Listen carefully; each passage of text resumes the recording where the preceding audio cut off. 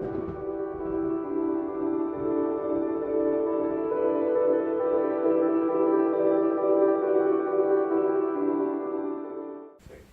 afternoon and welcome along to Destination Wellbeing. My guest this afternoon is Vicki Maguire, and Vicki, you're very welcome. Thank you for joining me today. And Vicki and I are going to be chatting, obviously, about the work that Vicki does in terms of performance coaching. So tell us a little bit, obviously, about yourself and what you do on a day-to-day basis with your clients then, Vicki. Right, well, performance coaching, in fact we were just talking about that, encompasses life coaching and executive coaching. And coaching, as you probably know, is very much, can be tailored to any type of situation.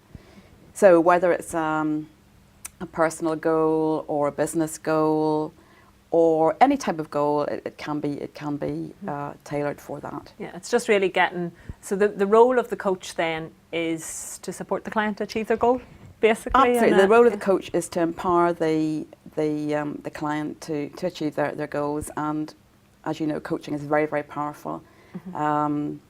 It's a very powerful intervention that really does achieve tangible results in whatever sphere it's in. Yeah, it's, I mean, I've done various different types of coaching down through the years. Some where it's maybe been, in fact, probably my very first experience of it was on a holistic holiday in Greece a number of years ago now, probably 9 years ago. And we did, one of the modules was creating the life you want type thing, and we ran that over a week. And to focus on it for a week was really quite a unique experience, because you were building each day, looking at, right, what goals, what am I hoping to achieve, where am I going? And I was, what age? I was about 24, 25 maybe at the time. So it was quite an interesting time to start to look at that and go, well, what, you know, for the next 10 years, where am I hoping to? And just a few weeks ago, I actually found some of my coaching stuff from back then, and I'm looking back now going, oh, actually, you know, yeah, that's sorted and these bits are all falling into place. So you achieved what you set out to do? Well, yeah, so far so good. There's a few bits and pieces still on that list, but like that, you know, so it can take, I suppose, different formats really, but it's a mindset and it's a way of working towards goals, really. Yes, I mean, it's different to counselling, mm-hmm. different to training, different to mentoring. It's different in that you don't need to know about the client's job or their background or what they're doing. You know, whereas in mentoring you need to have that experience and expertise that you're passing on to somebody, whereas in coaching you can coach a brain surgeon, you could coach a cosmic astronaut, whatever. Yeah, wherever anybody is in their lives, yeah. or somebody who maybe is at home, and that transition maybe for a woman who's maybe been out of work for Absolutely. a while, bringing up children and things like that, and it's looking at, okay, well, where am I at now, and what, you know, I've maybe done my degree, but that was maybe 10, 15 years ago, or and where am I going really with? So it's about those goals, isn't it? And about having goals. Yeah, and about life changes as well. Very much about a lot of my clients are in periods of transition. They're changing their job, or they've got promoted, or they're looking to set up their own business, or they're in some kind of change situation. And coaching can really help in that situation, where it can support the clients to make those changes and really focus and then find out where they want to go and what they want to achieve. Yeah. So I suppose if someone was to come for a first coaching session, what types of things could they expect from that? What might you be asking of them? And what information maybe could they be expected to get from you as that approach, or how does that work? Well, as a coach, obviously we don't advise, and it's the one thing that we don't do. We get it's a collaborative partnership or relationship with the client. So we would look at a goal setting technique. Obviously, building a rapport with the client is very, very important. As a coach, obviously we have to do that. So there's several ways that you can do that. The goal setting is very important, obviously.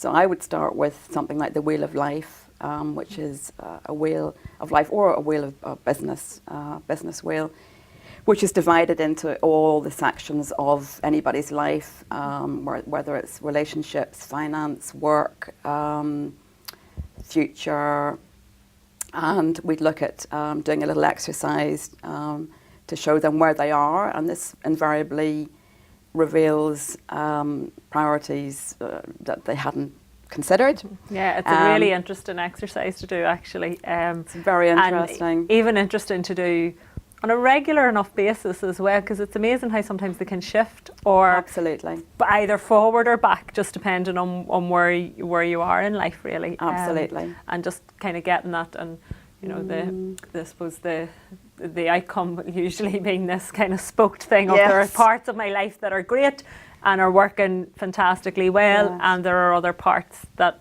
maybe aren't, and those are the bits that I need to work on or prioritise in order to get a better sense of balance. Absolutely. And how that all kind of comes together for them. Yes, So it's working through the wheel of life and then taking what's revealed in that, for want of a better word, or what that. So based on that, we would look at developing a coaching and what we call a coaching agreement, which is again a very collaborative thing. Confidentiality is paramount, obviously, to the relationship. And then we develop the goals. They could be very broad goals. They could be sort of minor goals. There could be one, or there could be several. And we sign that. We both sign that as the coach and the coachee. And we agree a time frame. Normally, sessions typically would last 3 to 6 sessions. 3, 5, 6 would suffice to get them to achieve that goal. And if it's not achieved in that space of time, then there's something that's not working. Okay. And then I suppose, and that would be, so it'd be literally working at one goal at a time? Or would there be people maybe working on a couple of goals? People that are working several goals at the same time. Yeah. So, I suppose thinking if you were, a lot of the time one goal will knock in or interlink with another. They're not, whilst they may be standalone goals, they're actually interdependent or interlinked with something else that you might be doing. Very much so. So, for example, if somebody has a work situation or a work goal, and they do the wheel of life, and they see that they're spending too little time on their leisure and their health and fitness, and they suddenly realise that the wheel is sort of completely lopsided, and they then realise that they need to focus on that, and that is going to help them make them feel better about their work, or help them to manage stress. Help them to manage stress, absolutely. Give them a fresher, clearer head, and sometimes just that actual act of taking some time out for yourself.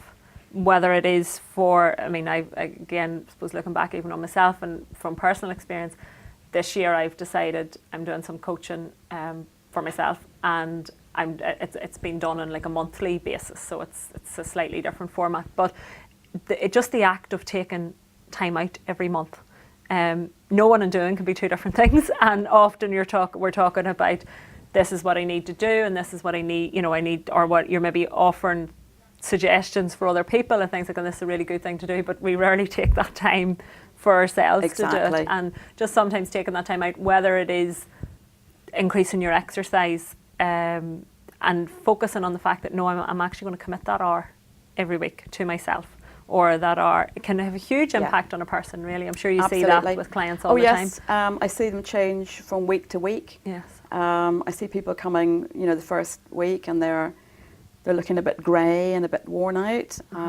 They're coming back the second week, they look like completely different people. So it really does have fantastic results. And I think the fact that they are focused on what they're doing, they're thinking about it from week to week, they have a goal and they know they're coming the next week and they have to have achieved this. And it's like the support that people get from going to any of the weight loss organisations. As much as what they may know, there are people that go and they could write the books and they know that, but actually their motivation that they get is by going every week and being accountable to somebody other than themselves, so that they've a focused thing. So, obviously we've all made the New Year's resolutions and we've all done those types of things. We said this year I'm going to do X, Y and Z. So we're all familiar on some level to setting goals. I think most of us have a we might call them resolutions or New Year resolutions, but most of us have some familiarity with that process of setting a goal. The difference being that you're committing to them with somebody else, and that person is to a sense, going to make you accountable for. I mean, nobody can make us do anything, so No, the choice absolutely. is still there. But the fact, as you say, that you're going to go on a weekly basis and somebody's going to check in with you and say, well, how did you get on this week? What did you do? This might be a useful exercise or tool to use this week, and then that multiplies the success rate quite considerably, really, doesn't it? There is obviously the slight danger that you don't want your coaches to become dependent on you. They need to be doing it for themselves. So really, you want to see them getting there and then moving on and having achieved this, but not creating a dependency that they feel they have to come back to you. Yes. To check in and be accountable. Yeah, because they are accountable to themselves. Yeah, that's it. But I suppose it's reminding ourselves that, and often that motivation comes when you recognise, well, actually, I did achieve something. I have achieved it. I achieved it. Nobody else did it for me. Yes, okay, I was maybe checking in with somebody and that was the support that I needed, but actually it was me done it. Yes, and absolutely. Therefore patting the back for me, and I'm in a much better place than I thought maybe I was, or that sort of thing. That's right. That's why it's so empowering. That's why coaching works, because the coachee actually does it themselves. Yeah. And I think one of the big differences as well, sometimes maybe people can confuse, you mentioned the difference between mentoring and counselling and coaching, and there being the very distinct differences and the different needs at the particular time in someone's life. So sometimes it might be a case of, right, okay, well, I need some counselling. Other times I need coaching. But I suspect that there's some confusion over where one starts and one begins. And yet for anybody that has done both processes, they'll know that they're very distinctively different. Very different.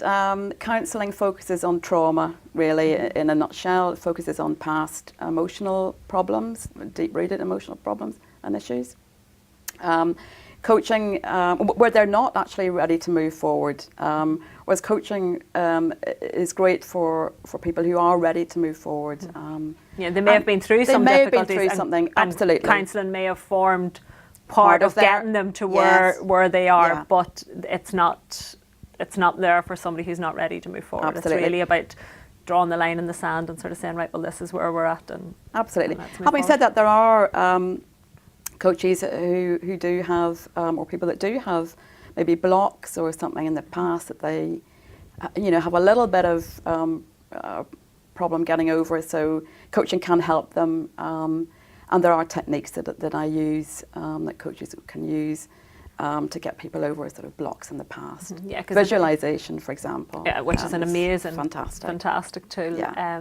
Very effective. I suppose for getting us over blocks in our past and just helping us to focus forward to how things could be. A phrase, I suppose, that I've been using quite a bit this week, or over the last wee while, I find myself quite using, is that the possibility exists. And there are thousands of possibilities that exist all the time in any situation, but we're maybe looking sometimes just on one. And I love visualization for being able to open up that, maybe there are other possibilities that could exist in this situation other than the one that I'm programmed to see. Or absolutely. And sometimes it takes the coach to help you look and see that that future or that situation that you can't do on your own. Mm-hmm. Yeah, absolutely. I mean, it's a tool. Even I've just been using it this week with some students who are doing exams, GCSE, probably pre-GCSE year, their first year of modules and stuff for exams, and allowing them to visualise themselves on the morning of their exam, feeling calm and relaxed, and so creating a new possibility for them. Because prior to this, when I first met them last week, I'm chatting to them and they're like, what, I'm stressed about this exam, or I'm stressed about that, and I'll panic on the morning of the exam. And it's just creating new possibilities and a new way of doing it. And so some people might be familiar with that in terms of law of attraction work and that type of thing. Is that something that forms quite a basis of your coaching that you do, in terms of bringing people into the idea of how they can visualise and maybe using affirmations or that type of thing? Is that something that is one of the tools in the box? It's one of the tools in the box. Yes, I do use NLP techniques, which again they're based on people looking at things differently, and using their imagination to imagine things, to look at things in a different way, in a more positive way.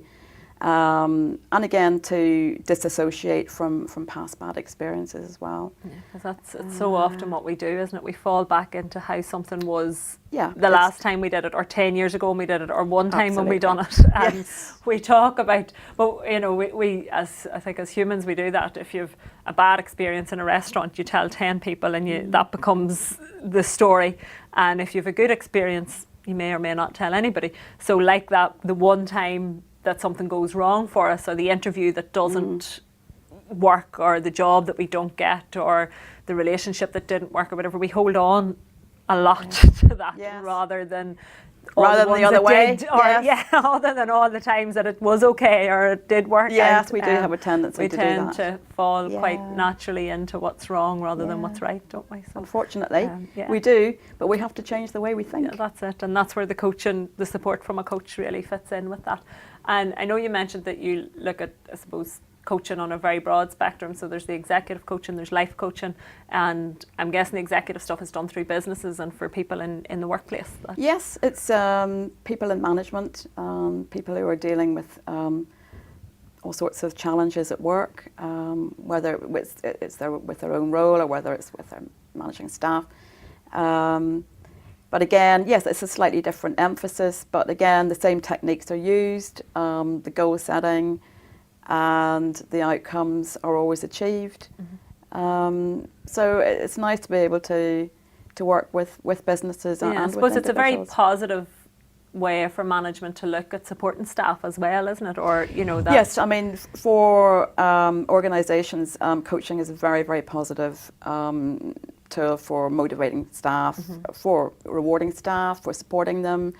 It has fantastic results. Yeah, you can see really how it fits perfectly with what an organisation would be hoping to achieve. Absolutely. And particularly if the individuals are being given the time and the space to create, to come up with their own goals and what they're hoping to achieve and strive for, and then dedicated time to helping them do that. It's a win-win, really. It's a win-win. It's great everybody, for developing leaders. It's great for helping people to perform better, actually. It's not just, getting people to achieve things. It's getting, people who are already performing to achieve even more.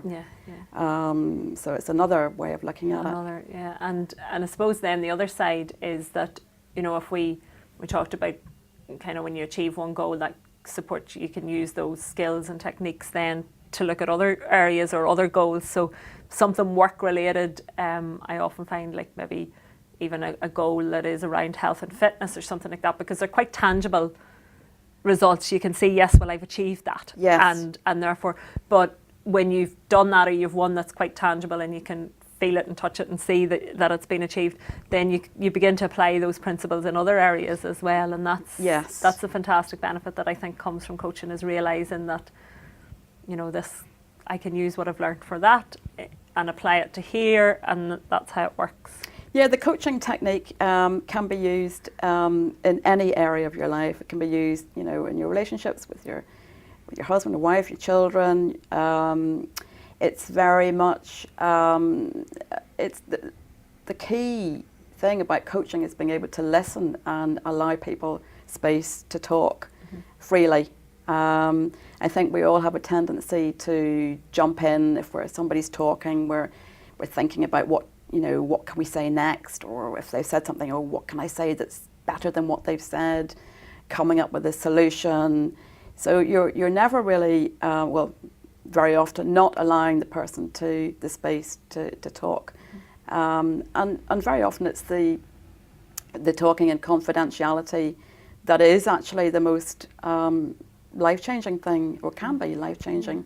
Particularly for men, I have to say. And it's sometimes when you actually hear what you're saying out loud yourself, when the thoughts are verbalised, it becomes, did I really say that? Am I really thinking that? Is that what I really believe? Yes. And our beliefs play such a role in terms of limiting us, really, don't they? Very much so. And it's not until we put them out loud and think, yeah, I do believe that, or that is in there somewhere. Yes. Any wonder I can't move past X, Y, or Z, because actually my belief is that I can't. Yeah, and absolutely. That space of, as you say, in a confidential environment, and just having someone who is prepared to listen, Yeah, listening without judgment. Yeah. Somebody who's going to listen to everything you say, not judge you, not tell you what to do, is incredibly empowering.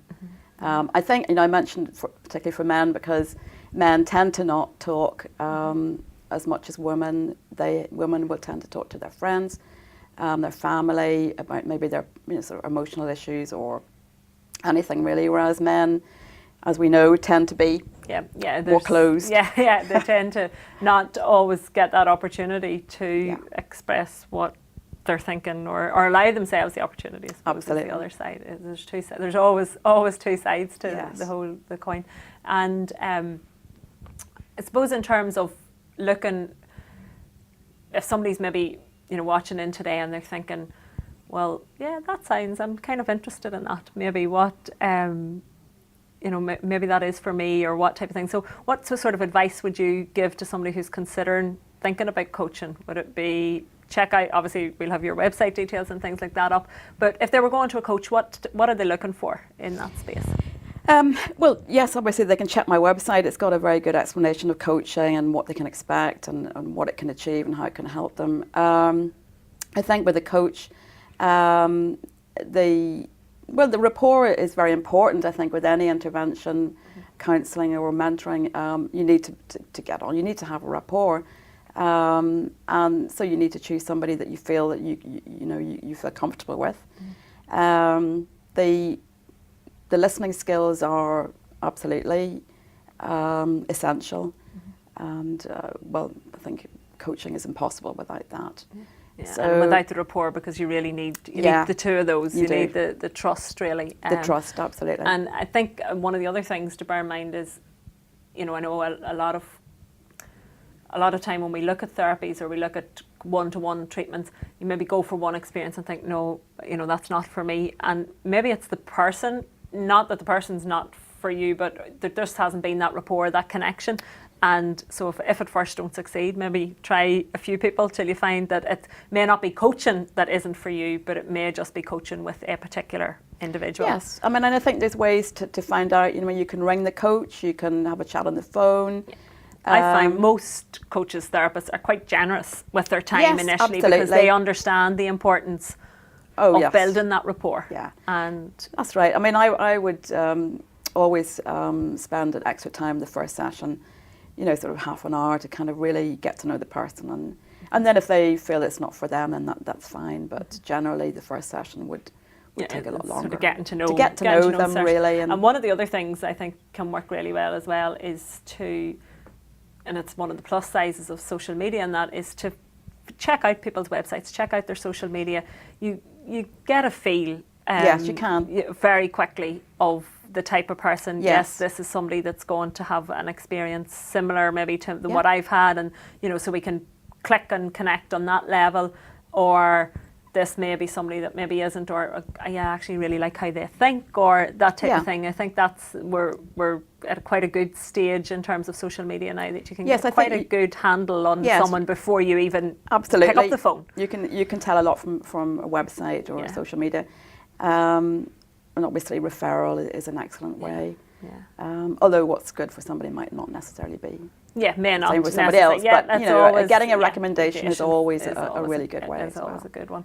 And hopefully we'll see more and more people really embracing the whole idea of coaching, because it is great to have somebody that is there kind of with you going through those goals, new skills, new, just a whole new perspective as such, that really comes from yourself, because you start talking things out in a different way. But I definitely would recommend having a coach there, and for different phases in your life, because it might be, as you say, you maybe go for one particular goal, you go off 3, 4, 5 years, and then, or a year, 2 years, whatever the time frame being, and then you say, well, okay, this is something else now that I want to work on.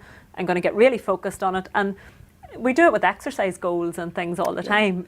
So why not with the rest of our life, really? Yes. Nobody looks at us and thinks, oh, you want to become a better runner, so you've got a running coach, or the football team has a coach, or whatever. They've all got coaches there with the goal of helping the individuals achieve their best. and yet we maybe aren't just so proactive in doing that in terms of life and other things, other aspects of our life outside of maybe sport or that type of thing. Absolutely. I think it's, well, you know, we're a little bit behind here. England, the rest of the UK are, you know, is a little bit more prevalent as an intervention, and certainly in the States, where it originated in the States, they have, I mean, it's huge over there, coaching. Everybody's got a coach. Yeah, yeah. And everybody has a therapist. And everybody has a therapist. Yeah.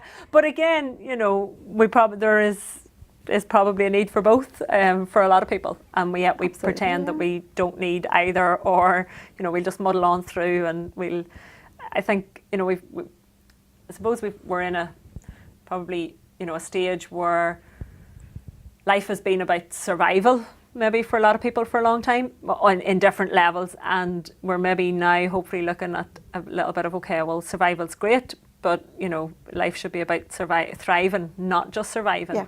And not just kind of muddling through and making the best of a bad day and this kind of thing. It's making real changes and saying, actually, you know what, life could be great. It could be good, could be great, could be brilliant, could be amazing. And, you know, how I feel, not even so much life in terms of the external stuff, but how I feel about life and how I feel about myself could be all of these things, rather than just feeling, well, I'm just going from one thing to the next and I'm kind of tripping along on my day. But actually to get up in the morning and think, no, you know what, I can achieve whatever I decide to set my mind to today, because I have these particular skills, or I've developed these tools and things like that. So, and that we all have to learn. We do. Yeah. And to learn from the best is probably one of the, you know, to go out there and somebody who is doing it on a day-to-day basis and supporting other people, then that's a really good place to start in terms of learning. So absolutely. And anything else that you, I suppose, maybe even in terms of how you got into coaching yourself, has it been a big part of your own journey? A bit of a strange way to get into it. I moved to Italy about 6 years ago. I suddenly decided I wanted to teach English in Italy. Okay, well, I can think of why not? Why not? Yeah, if not, why not? Italy. I was in Italy in March, and I love it. Fabulous place. Really lovely. And I speak Italian, fortunately, because they're not very good over there at the old English. Not great at English. So I lived and taught English over there to a huge variety of people, and children and adults and businesses. And I started coaching there in sort of various situations. And then when I came back to Northern Ireland, I came back because I was homesick and I missed the weather. And, are you reconsidering that this week, given that we're in June? Possibly. And, although I'm not sure what the Italian weather's like at the moment, but I'm certainly guessing it can't be much worse than what we're definitely having. Not. So then I came back here and I did my diploma in performance coaching, and I've been coaching ever since. Yeah, brilliant. And really enjoying it. Yeah, and that's, I think, one of the key things as well is we teach, we learn. You know, and it's, we do. We learn from everybody. We learn. You learn from every experience. We learn from every client. Absolutely. It's a pretty, you know, I suppose that is life, isn't it? We're always learning, and it's always changing, and we never know everything, and we've never really fully got to reach the full potential that we can achieve, but we can certainly try, and we can certainly aim for that. Well, Vicki, thanks a million for your time this afternoon. Thank you. It's been very lovely much to chat. And Vicki's website will be up on the screen there, and it's VickiMaguireCoaching.com. And definitely check out and get in touch with Vicki if you have any questions at all about coaching, or what possibilities it might hold for you as an individual. And we look forward to hopefully chatting to you again in the near future and see how all's going, and maybe have some clients on as well and see how they're getting on and what their insight is. But until next week on Destination Wellbeing,